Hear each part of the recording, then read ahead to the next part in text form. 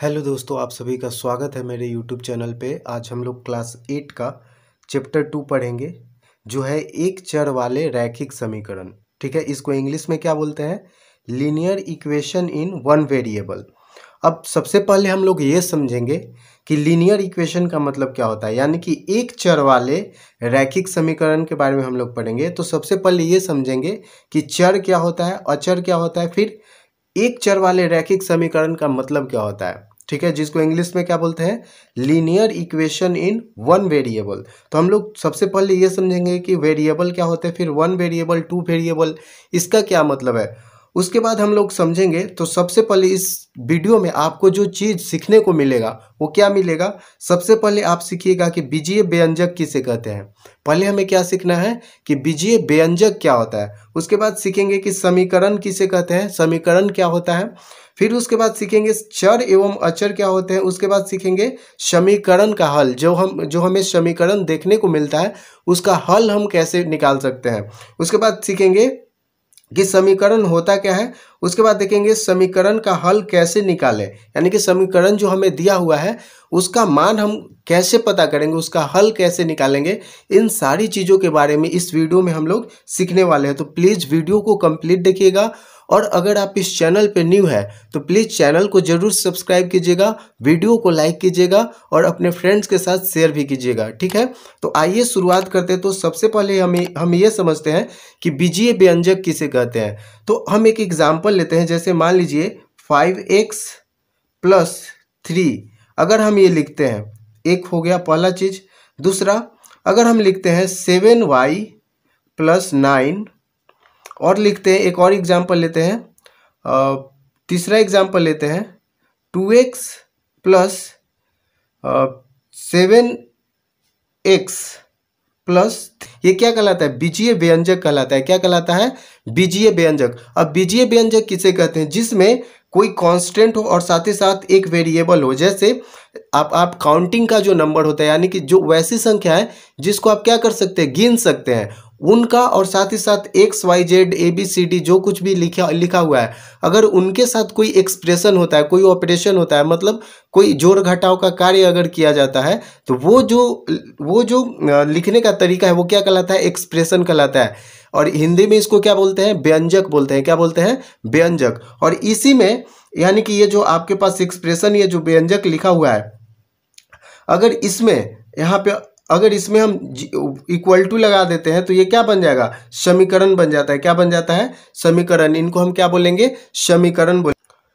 तो जैसा कि बच्चों अभी हमने क्या देखा कि कोई भी गिनती की संख्या है, जैसे 1 2 3 4 5 6 डॉट डॉट डॉट, मतलब अनंत तक कोई भी ऐसी संख्या है, और साथ ही साथ ए बी सी डी की जो संख्या है, जैसे ए हो गया, बी हो गया, सी हो गया, डी हो गया, एक्स वाई जेड, कोई भी अगर नंबर्स, यानी कि गिनती की संख्या के साथ कोई भी अल्फ़ाबेट वाले जो नंबर्स है, ए बी सी डी वाले, और साथ ही साथ उसके साथ और भी जो काउंटिंग नंबर्स होते हैं, तो इन सभी को क्या बोलते हैं? बीजीय व्यंजक बोलते हैं। क्या बोलते हैं? बीजीय व्यंजक। और इन बीजीय व्यंजक में अगर हम इक्वल्स टू लगा देते हैं, क्या लगा देते हैं? इक्वल्स टू, यानी कि बराबर का चिन्ह लगा देते हैं। ये जो चिन्ह है इसको क्या बोलते हैं? इक्वल का साइन बोलते हैं। क्या बोलते हैं? इक्वल का। इक्वल मतलब बराबर, बराबर का चिन्ह इसको बोलते हैं। तो अगर किसी भी बीजीय व्यंजक में हम बराबर का चिन्ह लगा देते हैं और उसके बाद कोई भी कांस्टेंट नंबर लिख देते हैं, या फिर बराबर लगा करके कोई भी कांस्टेंट नंबर लिख देते हैं, जैसे कि मान लीजिए 5 लिख दिए, ठीक है, या फिर इधर भी लिख देते हैं 7x + 3 ऐसे भी लिख देते हैं, या फिर यहाँ पे क्या लिख देते हैं? 9 लिख देते हैं। तो ये जो एक्सप्रेशन है ये क्या कहलाता है? समीकरण कहलाता है। क्या कहलाता है? समीकरण। यानी कि ये जो बीजीय व्यंजक है ये किस नाम से जाना जाएगा? समीकरण। तो कोई भी बीजीय व्यंजक तब तक उसको समीकरण नहीं बोलेंगे जब तक उसमें इक्वल्स टू का साइन ना हो। इक्वल्स टू का साइन ना हो कहने का मतलब क्या है? जिसमें बराबर का चिन्ह ना हो उसको समीकरण नहीं बोलेंगे। समीकरण ना बोल करके उसको क्या बोलेंगे? बीजीय व्यंजक बोलेंगे। लेकिन अगर बीजीय व्यंजक में हम बराबर का चिन्ह लगा देते हैं, और बराबर के चिन्ह लगाने के बाद इसके राइट हैंड साइड में, अब यहाँ पे देखो, अगर हम यहाँ पे बराबर लगा दिए तो ये दो भागों में बट गया। एक तो ये बायां साइड वाला हो गया, लेफ्ट हैंड साइड इसको बोलते हैं, इसको इंग्लिश में क्या बोलते हैं? LHS बोलते हैं। क्या बोलते हैं? LHS। और इक्वल्स टू के जो राइट साइड होता है, दाहिने साइड जो होता है, इसको क्या बोलते हैं? RHS बोलते हैं। क्या बोलते हैं? RHS, RHS कहने का मतलब क्या हुआ, राइट हैंड साइड, ठीक है। और LHS कहने का मतलब क्या हुआ, लेफ्ट हैंड साइड। तो इक्वल्स टू के लेफ्ट साइड में जो नंबर्स होगा, जो एक्सप्रेशन होगा उसको क्या बोलेंगे, LHS, और जो राइट साइड में होगा उसको RHS बोलते हैं, ठीक है। तो अगर कोई भी बीजीय व्यंजक में हम इक्वल्स बराबर का साइन लगा देते हैं तो क्या बन जाता है, समीकरण बन जाता है। क्या बन जाता है, समीकरण। उसको क्या बोलेंगे, समीकरण बोलेंगे। अब बात करें तो यहाँ पे तो देख लिया, दो चीज क्लियर हो गया। अब हम समझते हैं कि चर एवं अचर क्या होता है। तो फ्रेंड्स अभी यहाँ पे आप देखिए, ये जो समीकरण है इसमें क्या दिखाई दे रहा है, 7 9 15, ये 15 है ना, तो 7 9 15 और 9 यहाँ पे आप देख सकते हैं। तो ये जो नंबर्स है यानी कि 7 हो गया, 9 हो गया, 15 हो गया, 9 हो गया, ये क्या कहलाते हैं, अचर कहलाते हैं। क्या कहलाते हैं, अचर। इनको क्या बोलेंगे, अचर। अचर इसको इंग्लिश में क्या बोलते हैं, कांस्टेंट बोलते हैं। क्या बोलते हैं, कांस्टेंट। कांस्टेंट मतलब क्या होता है, जो स्थिर है, जिसका मान कभी न बदले, वो क्या कहलाता है, कांस्टेंट कहलाता है इंग्लिश में। और हिंदी में इसको क्या बोलेंगे, अचर बोलेंगे। जैसे 9 का मान, आप कहीं भी चले जाइए, भारत में जाइए, विदेश में, अमेरिका में चले जाइए, इंग्लैंड में चले जाइए, 9 का जो मान है वो 9 ही रहने वाला है। 9 से वो घट के 7 नहीं हो जाएगा या फिर कुछ इसका दूसरा मान नहीं आएगा। 9 का मान मतलब 9 ही रहने वाला है। अगर 7 का मान, 7 यहाँ पे जो नंबर है वो 7 ही रहेगा। इसका वैल्यू जो है वो सेम रहेगा, यानी कि कांस्टेंट रहेगा। इसका मान कभी घटेगा या बढ़ेगा नहीं, इसलिए इसको क्या बोलते हैं, कांस्टेंट बोलते हैं इंग्लिश में। और हिंदी में इसको क्या बोलते हैं, अचर बोलते हैं। मतलब जो बदलने वाला नहीं है उसको क्या बोलेंगे, अचर बोलते हैं। तो ये हो गया। अब देखिए चर क्या होता है। चर का मतलब क्या होता है, इंग्लिश में इसको बोलते हैं वेरिएबल। इंग्लिश में इसको क्या बोलते हैं, वेरिएबल। वेरिएबल करने का मतलब क्या है, जो वैरी करे। वैरी करने का मतलब क्या है, कभी घटे कभी बढ़े, यानी कि कभी कोई किसी चीज का मान घट जाता है या किसी चीज का मान बढ़ जाता है, यानी कि घटते बढ़ते रहता है, यानी कि वैरी करते रहता है, यानी कि एक जगह स्थिर न रहता है, बल्कि उसका मान जो है वो घटते बढ़ते रहता है। सेम न रहे, उसको क्या बोलते हैं, चर बोलते हैं। चर बोलते हैं इंग्लिश में, इसको क्या बोलते हैं, वेरिएबल बोलते हैं। तो जैसे एम हो गया, यहाँ पे एक्स हो गया, जैसे ए हो गया, बी हो गया, सी हो गया, डी हो गया, ई हो गया, डॉट डॉट डॉट, एक्स हो गया, वाई हो गया, जेड हो गया, ये सब क्या कहलाता है, वेरिएबल्स कहलाते हैं। क्या कहलाते हैं, वेरिएबल्स। जैसे मान लीजिए 5x + 9, यहाँ पे एक एग्जांपल लेते हैं, 5x + 9, तो इसमें 5 क्या है, कांस्टेंट है, 9 क्या है, कांस्टेंट है, लेकिन x इसमें क्या कहलाएगा, वेरिएबल कहलाएगा। अब इसका जब मान निकालेंगे तो किसी किसी समीकरण में x का मान 2 होगा, किसी किसी समीकरण में x का मान 10 होगा, किसी किसी समीकरण में x का मान 15 होगा, 20 होगा, मतलब माइनस में कभी होगा। तो x का जो मान है वो बदलते रहता है, इसलिए x को क्या बोलते हैं, वेरिएबल्स बोलते हैं। क्या बोलते हैं, वेरिएबल्स, चर बोलते हैं। तो यहाँ पे आपको क्या समझना है, अब हमें समझना है समीकरण का हल। और इसको 1 वेरिएबल 2 वेरिएबल, तो एक से यहाँ पे क्या हो गया, 1 वेरिएबल हो गया। अब यहाँ पे एक एग्जांपल लेते हैं, उसके बाद समझते हैं कि 1 वेरिएबल और 2 वेरिएबल्स क्या होते हैं। आइए बच्चों, अब हम समझते हैं क्या कि 1 वेरिएबल कहने का मतलब क्या हुआ। 1 वेरिएबल कहने का मतलब क्या हुआ कि ऐसा समीकरण जिसमें जो वेरिएबल्स है वो एक तरह के हों। कहने का मतलब क्या हुआ कि अगर इस समीकरण में देखते हैं तो क्या है कि 4x 3x और 10 है, और यहाँ पे क्या है, 9 है, यानी कि 4x 3x 10 और 9 है। तो हमने क्या देखा था कि ये जो 10 और 9 है ये क्या कहलाते हैं, कांस्टेंट कहलाते हैं, ठीक है। लेकिन ये जो x है ये क्या कहलाता है, वेरिएबल्स कहलाता है, चर कहलाता है, ठीक है। हिंदी में इसको क्या बोलेंगे, चर, और इंग्लिश में क्या कहेंगे इसको, वेरिएबल्स। तो आप वेरिएबल्स का मतलब चर समझिएगा, ठीक है। तो हम बार बार जो बोलेंगे पढ़ाते समय हम वेरिएबल्स का यूज ज़्यादा करेंगे, ठीक है। तो क्या करें यहाँ पे चर बोलने की अपेक्षा, ठीक है। तो हम क्या बोलेंगे कि यहाँ पे जो x है वो एक ही तरह के, यानी कि इस समीकरण में जो वेरिएबल्स है, वेरिएबल्स करने का मतलब क्या है कि ये जो x है वो एक ही तरीके का है। यहाँ पे क्या है, ए भी x है, ए भी x है, यानी कि एक ही तरीके का है। इसलिए ये जो समीकरण है ये क्या कहलाएगा, 1 वेरिएबल वाला कहलाएगा। कैसा कहलाएगा, 1 वेरिएबल वाला। लेकिन अगर वहीं एक और एग्जाम्पल लेते हैं, जैसे यहाँ पे तीसरा जो हमने एग्जाम्पल लिया उसमें क्या है कि 5x है, 7y है और 10 है, और यहाँ पे क्या है, 0 है, यानी कि 5x 7y और 10 यहाँ पे लिखा हुआ है। तो यहाँ पे आप देखिए ये क्या कहलाएगा, हमने क्या पढ़ा था कि जो भी a b c d e f g h या फिर x y z कुछ भी हो वो सब क्या कहलाता है, अगर कांस्टेंट के आ जाए, कांस्टेंट के साथ आ जाए, यानी कि जो अचर है उनके साथ आ जाए और उसके साथ क्या हो, प्लस जोड़ घटाव गुना भाग वाला कार्य हो,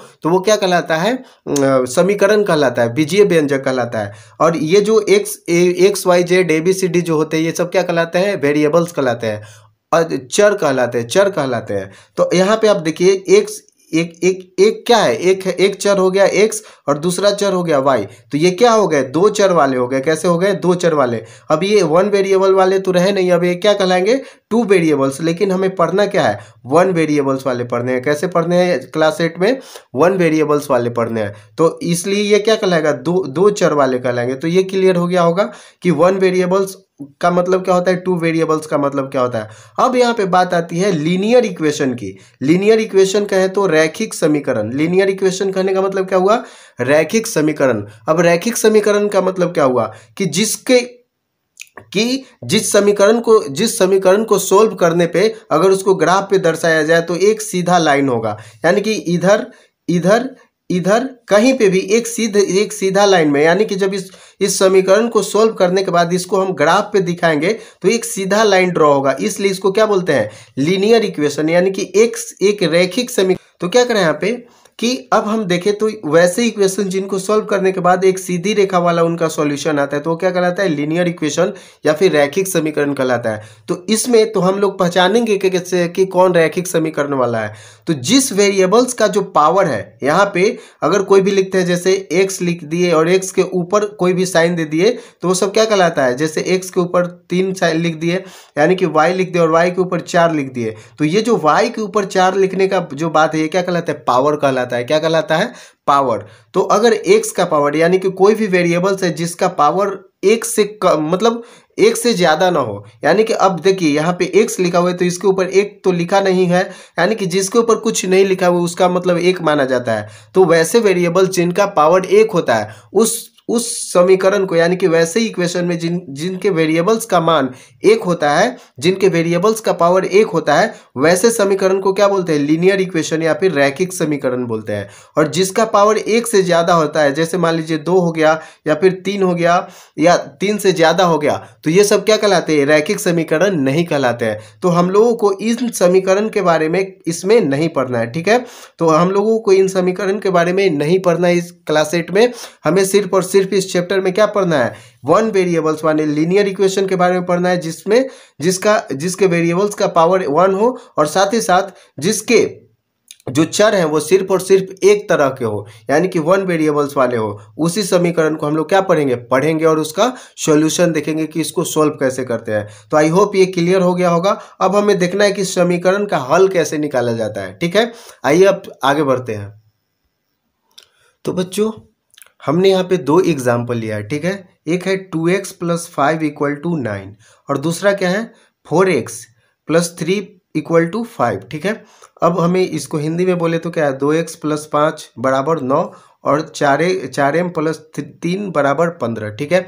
अब ये क्या है, एक समीकरण है। अब समीकरण इसको क्यों बोलेंगे, क्योंकि ये जो बीजीय व्यंजक लिखा हुआ है, जैसे 2 हो गया कांस्टेंट और इसके साथ कोई भी जैसे अल्फ़ाबेट्स लिखे हुए हैं, तो ये क्या कहलाते हैं, बीजीय व्यंजक कहलाते हैं। और अगर इसी में =टू का साइन जुड़ जाता है तो क्या कहलाता है, समीकरण कहलाता है। तो ये तो एक समीकरण हो गया, तो ये क्या कहलाएगा, बीजीय समीकरण कहलाएगा। क्या कहलाएगा, जो इसको क्या बोलेंगे, बीजीय व्यंजक या फिर अलजेब्रिक इक्वेशन बोलेंगे, बीजीय समीकरण बोलेंगे, ठीक है।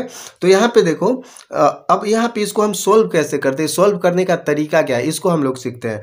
तो फ्रेंड्स, सोल्व करने से पहले हमने अभी बताया था RHS क्या होता है, ठीक है। LHS और RHS के बारे में बताया था। तो हम लोग LHS किसको कहेंगे, तो =टू के लेफ्ट हैंड साइड वाला जो पार्ट होगा उसको क्या बोलेंगे, LHS बोलेंगे। क्या बोलेंगे, LHS। LHS का मतलब क्या हुआ, लेफ्ट हैंड साइड, यानी कि =टू के लेफ्ट साइड वाले को LHS और =टू के राइट साइड वाले को क्या बोलेंगे, RHS, ठीक है। तो ये जो LHS और RHS है, जब हम समीकरण को सॉल्व करते हैं तो हम लोग ये मान करके चलते हैं कि LHS और RHS का जो मान है वो क्या है, इक्वल्स है। यानी कि अगर हम x के जगह पे कोई ऐसा नंबर्स रखेंगे, ऐसे नंबर रखेंगे जो सॉल्व करने के बाद 9 के बराबर आ जाए, यानी कि अगर लेफ्ट हैंड साइड में हम x का मान कुछ ऐसा रखेंगे जिससे कि ये जो इक्वल्स, ये जो 9 है, ये जो यहाँ पे एक्सप्रेशन दिख रहा है, इस पूरे का मान क्या हो जाएगा, 9 बन जाएगा। तो x का हम कौन सा ऐसा मान रखेंगे जिससे ये जो लेफ्ट हैंड साइड वाला जो एक्सप्रेशन है इसका मान 9 आ जाएगा। यही क्या कहलाएगा, यानी कि जो नंबर x के जगह पे पुट करने के बाद, यानी कि x के जगह पे रखने के बाद जब ये लेफ्ट हैंड साइड वाला का मान 9 के बराबर हो जाता है तो वही जो नंबर हम रखेंगे वो क्या कहलाएगा, x का जो मान आएगा वही क्या कहलाएगा, इस समीकरण का सॉल्यूशन कहलाएगा, इस समीकरण का हल कहलाएगा। तो हम इसको फाइंड कैसे करेंगे, इसको हम निकालेंगे कैसे, तो उसको सीखते हैं। तो बच्चों हमने अभी क्या देखा कि हम लोग मान करके चलते हैं कि LHS इक्वल टू RHS। अब देखो इक्वल्स टू के पास जो साइन होता है, यानी कि इक्वल्स टू के बाद जब हम इसको सॉल्व करते हैं तो हम यहाँ पे क्या करेंगे कि हमें x का मान निकालना है। तो हमें सबसे पहले 5 को क्या करेंगे, हटाना पड़ेगा। तो एक तरीका ये होता है, 2 तरीका सीखेंगे इसको सॉल्व करने का। तो पहला तरीका सीखते हैं, पहले कैसे करते हैं। तो पहला जो तरीका है वो क्या है कि हम यहाँ पे क्या चाहेंगे कि 5 को कैसे करके हटा दें। तो 5 को कैसे करके हटाएंगे, यहाँ पे क्या है, 5 जो है वो +5 में है। तो अगर हम 5 माइनस कर देते हैं तो क्या हो जाएगा, यहाँ से 5 हट जाएगा। लेकिन हमें यह भी ध्यान रखना है कि 5 जब यहाँ से हटाएंगे तो समीकरण का जो मान है वो कम नहीं होना चाहिए। यानी कि अगर इस साइड लेफ्ट साइड में 5 घटाते हैं तो राइट साइड से भी हमें क्या करना पड़ेगा, 5 घटाना पड़ेगा। तो यहाँ पे हम घटा करके देखते हैं तो क्या लिखते हैं, 2x + 5 और माइनस हम लोग क्या कर लेंगे 5। तो यहाँ पे भी 9 लिखते हैं और 9 के बाद क्या कर देंगे, RHS में भी 5 घटाएंगे। अब देखो क्या होता है, 2x और 5 प्लस का 5 और माइनस का 5 क्या हो जाएगा, 0 हो जाएगा। क्या हो जाएगा, 0। और यहाँ पे 9 में से 5 जाएगा तो क्या बच जाएगा, 4। अब देखो ये तो 0 हो गया तो इसको हटा देते हैं। अब देखो यहाँ पे बच गया 2x। अब देखो यहाँ पे 2x लिखा हुआ है तो 2, अगर मान लीजिए एक कोई भी कांस्टेंट संख्या है, यानी कि कोई भी अचर संख्या है, उसके बाद कोई भी अल्फाबेट लिखे हुए हैं, तो इसका ये मान करके चला जाता है कि ये किस में है, गुना में है। किस में है, गुना में। तो इसको हम ऐसे भी लिख सकते हैं 2 गुने x। ठीक है, 2 गुने x लिखने के बाद ये क्या हो गया 4। अब देखो अब हम क्या करेंगे, अब यहाँ पे गुना में है तो हम भाग दे देते हैं 2 से। तो क्या हो जाएगा, अगर हम लेफ्ट हैंड साइड में 2 से भाग देते हैं तो हमें राइट हैंड साइड में भी क्या करना पड़ेगा, 2 से भाग देना पड़ेगा। तो अगर 2 से भाग देते तो ये क्या हो जाएगा, 2 गुना x divided by 2 equals to क्या हो जाएगा, 4 डिवाइडेड बाई 2। क्योंकि इधर भी 2 से हम क्या कर रहे हैं, भाग दे रहे हैं। तो 2 से तो 2 कट जाएगा और यहाँ पे 2 दूना का 4। तो मान क्या आ गया, x इक्वल टू क्या आ जाएगा, 2। तो अगर हम यहाँ पे, अगर हम इस जगह पे लेफ्ट हैंड साइड में x के जगह पे 2 रखते हैं तो ये 9 के बराबर आ जाएगा। अब यहाँ पे पुट करके देखो, इस समीकरण में 2 लिखा हुआ है। अब यहाँ पे देखो ना, पुट करके देखो x का मान, ये 2 लिखा हुआ है, 2 गुने 2 + 5 क्या राइट हैंड साइड के बराबर आएगा। देखो 2 दूना का क्या हो जाएगा 4, 2 दूना का क्या हो जाएगा 4 + 5। तो ये क्या हो जाएगा 9 के बराबर आया, जो कि राइट हैंड साइड के बराबर है। तो ये इसका क्या कहलाएगा, सॉल्यूशन कहलाएगा। ये इसका क्या कहलाएगा, इस समीकरण का हल कहलाएगा। अब एक दूसरा तरीका भी है इसको फाइंड करने का। दूसरा तरीका सीखते हैं क्या है। तो बच्चों अब हमें समीकरण को दूसरे तरीके से सॉल्व करेंगे और दूसरे तरीके से सॉल्व करने के लिए हमें कुछ बातें जो है वो याद रखनी है और ये आपको एडवाइस दिया जाता है, यानी कि आपको इसे क्या कर लेना है, याद कर लेना है। और याद कैसे करेंगे, देखिए अगर कोई भी LHS और RHS आपको पता है, LHS और इधर बराबर के लेफ्ट हैंड साइड वाले, लेफ्ट यानी कि बाएं साइड को क्या बोलेंगे LHS और बराबर के यानी कि इक्वल्स के जो दाहिने साइड है उसको क्या बोलेंगे RHS बोलते हैं। क्या बोलते हैं, RHS। ठीक है, अब देखो अगर हम किसी भी समीकरण के बाएं साइड से कोई नंबर्स अगर दाएं साइड भेजते हैं तो उसका नंबर साइन जो है वो क्या हो जाएगा, चेंज हो जाएगा, बदल जाएगा। जैसे अगर कोई भी जो नंबर है वो अगर प्लस में है तो इधर जाकर के क्या हो जाएगा, माइनस में हो जाएगा। किस में हो जाएगा, माइनस में। अगर यहाँ पे जोड़ का चिन्ह है, अगर यहाँ पे जोड़ का चिन्ह है तो अगर ये बराबर के इस साइड जाएगा, इस साइड अगर इसको लेकर के जाते हैं तो ये किस में बदल जाएगा, माइनस में। अगर यहाँ पे देखो माइनस में है, लेफ्ट हैंड साइड में माइनस में है तो क्या हो जाएगा, इधर राइट हैंड साइड में इसको भेजेंगे तो ये प्लस में हो जाएगा। ठीक है, अगर उसी तरीके से अगर कोई भी नंबर इधर गुना में है तो इधर जाकर के किस में बदल जाएगा, भाग में, और इधर भाग में है तो इधर जाकर किस में बदल जाएगा, गुना में। और यही इसके साइड भी होता है, अगर कोई भी नंबर राइट हैंड साइड में माइनस में है तो अगर लेफ्ट हैंड साइड में लाते हैं तो ये किस में बदल जाएगा, प्लस में, जोड़ में बदल जाएगा। और कोई जोड़ में है तो इधर आके बाएं साइड में किस में बदल जाएगा, घटाव में। और अगर दाहिने साइड में भाग में है तो इधर आकर के किस में बदल जाएगा, गुना में। और इधर राइट हैंड साइड में गुना में और बाएं साइड लेकर के आते हैं उस नंबर को तो किस में बदल जाएगा, भाग में बदल जाएगा। तो ये आपको याद रखना है। और इसी रूल्स को ध्यान में रखते हुए हम क्या करते हैं, इस समीकरण को सॉल्व करने की कोशिश करते हैं। तो आइए सॉल्व करते हैं। तो क्या यहाँ पे लिखा हुआ है, 2x प्लस का 5 इक्वल्स टू 9 लिखा हुआ है। अब देखो ये है LHS और ये है RHS। ठीक है, अब हम क्या करेंगे, हम लोग देखें कि हमें क्या पता करना है, x का मान निकालना है। तो x का मान हम कैसे निकालेंगे, हमें x सिर्फ और सिर्फ LHS में हमें क्या चाहिए, सिर्फ और सिर्फ x चाहिए, तभी हम क्या फाइंड कर सकते हैं, x का मान पता कर सकते हैं। तो हम सबसे पहले क्या करेंगे, 5 को राइट हैंड साइड में भेजेंगे। तो अगर हम यहाँ पे लिखते हैं 2x और 5 को यहाँ पे बोलते हैं कि भाई तू चला जा राइट हैंड साइड में, यानी कि 9 के पास चला जा। तो जब ये 5 9 के पास उठ करके जाएगा तो 5 इसको जो 9 है वो डंडा लेके खदेड़ेगा, कहेगा सुन सुन सुन, तू अगर यही प्लस वाला साइन लेकर के आया तो तुझे बहुत मार मारूंगा। तुमको क्या करना पड़ेगा, अपना साइन चेंज करना पड़ेगा, अपना जो कैटेगरी है वो बदलना पड़ेगा। तो 5 क्या करेगा, यहाँ पे प्लस का साइन है तो इधर आकर के क्या हो जाएगा, बोलेगा अगर मेरे साथ रहना है तो तुमको क्या करना पड़ेगा, अपना जो चिन्ह है वो बदलना पड़ेगा। तो यहाँ पे देखो ये जोड़ का साइन है तो हम यहाँ पे क्या कर देंगे, माइनस का साइन। तो 5 बोला ठीक है भाई, हम क्या कर लेंगे, अपना साइन चेंज कर लेते हैं। तो यहाँ पे 5 क्या कर लिया, अपना साइन चेंज कर लिया। जब RHS में आया तो इधर प्लस का साइन था तो इधर क्या हो गया, माइनस। अब देखो यहाँ पे हुआ 2x। अब देखो ये 9 में से 5 जाएगा तो क्या हो जाएगा, 4 बच गया। ठीक है, अब देखो ये 2x है तो हमने अभी देखा था कि ये जो है मान करके चलते हैं कि गुना में होता है। तो अब हमें सिर्फ और सिर्फ x इस साइड रखना है। अब देखो ये 2 जो है वो गुना का साइन है, ठीक है ना, ये 2 जो है वो क्या है, मल्टीप्लाई का साइन है, गुना में है। तो इधर आकर के क्या हो जाएगा, भाग में। तो यहाँ पे क्या कर देंगे, 4 और 4 के 2 से भाग दे देंगे तो ये क्या हो जाएगा, 2 कट जाएगा तो क्या बचेगा, 2। तो x का मान क्या हो गया, 2 हो गया। ठीक है, तो हम लोग इस तरीके से किसी भी समीकरण को सॉल्व कर सकते हैं। तो इसी तरीके से जो दूसरा समीकरण है इसको आप सॉल्व करने की कोशिश कीजिए, और नहीं तो आगे हम बढ़ते हैं, इसको सॉल्व करते हैं। तो बच्चों हम ऐसा सोचते हैं, मान करके चलते हैं कि आप ये जो दूसरा क्वेश्चन है इसको खुद सॉल्व किए होंगे, और अगर नहीं किया है तो कोई बात नहीं, अगर नहीं हुआ है सॉल्व तो कोई बात नहीं। आइए हम सॉल्व करते हैं, इसको देखिए कि कैसे सॉल्व करते हैं। तो अभी हमने एक रूल पढ़ा था कि इधर इक्वल्स टू के इस साइड जाएंगे तो जाते हैं तो क्या हो जाता है, साइन चेंज हो जाता है, जो चिन्ह है वो बदल जाता है। तो इसको हम लोग सॉल्व करेंगे। तो सबसे पहले क्या करेंगे, इस 4m को 4m ही लिखेंगे, और ये जो 3 है, ये जो कांस्टेंट है, इसको इस साइड भेजने की कोशिश करेंगे, कांस्टेंट को कांस्टेंट के पास भेजने की कोशिश करेंगे, जिससे हमारा जो समीकरण है जिसको आसानी से सॉल्व कर सके। तो हम लोग क्या लिख देंगे, इक्वल्स टू लिख देंगे। और ये 3 जो है वो किस में है, इसका साइन क्या है, प्लस का है, प्लस का है। तो इधर जाकर के क्या हो जाएगा, माइनस का। तो यहाँ पे लिख देते हैं 15 माइनस 3। ठीक है, अब देखो 4m, m को ऐसे ही लिखते हैं, और 15 में से 3 गया तो क्या हो जाएगा, 12। अब देखो, अब हम लोग ये देखे थे कि कोई भी जो कांस्टेंट होता है उसी के साथ कोई अल्फाबेट नंबर होता है, तो हम लोग मान करके चलते हैं कि इसमें क्या है, मल्टीप्लाई का साइन है, किसका साइन है, गुना का साइन है। तो अगर यहाँ पे 4 गुना m इक्वल टू 12 लिखा हुआ है तो हम क्या करेंगे, अगर हमें 4 को इस साइड भेजना है, इधर राइट हैंड साइड में भेजना है, तो ये गुना का साइन है, तो इधर जाकर के क्या हो जाएगा, भागा का साइन हो जाएगा, भाग में बदल जाएगा। तो ये क्या हो जाएगा, m को m लिखते हैं और 12 डिवाइडेड बाई, यानी कि 12 को 4 से क्या करेंगे, भाग देंगे।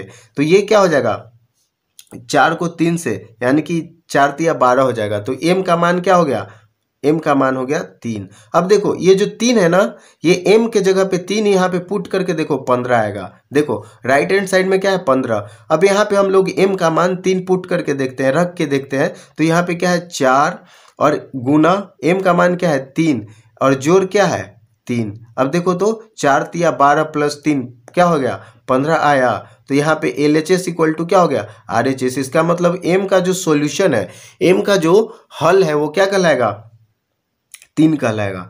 तो आई होप इस तरीके से आप लोग जो एक चर वाले जो रैखिक समीकरण है इनको आप लोग सॉल्व कर सकते हैं। तो आई होप जितने भी कॉन्सेप्ट्स हैं कि एक चर क्या कहलाता है, रैखिक समीकरण का मतलब क्या होता है, और 2 चर वाले क्या होते हैं समीकरण, इन सभी चीज़ों का जो कॉन्सेप्ट है वो क्लियर हो गया होगा। तो हम लोग मिलते हैं जो बिहार बोर्ड का जो टेक्स्ट बुक है उसका चैप्टर जो एक्सरसाइज है उस एक्सरसाइज के क्वेश्चंस को लेकर के, ठीक है। तो मिलते हैं नेक्स्ट वीडियो में, तब तक के लिए धन्यवाद। और प्लीज़ कमेंट बॉक्स में कमेंट करके ज़रूर बताइए कि जो वीडियो है वो कैसा लग रहा है, ठीक है। तो मिलते हैं नेक्स्ट वीडियो में, तब तक के लिए धन्यवाद, टेक केयर।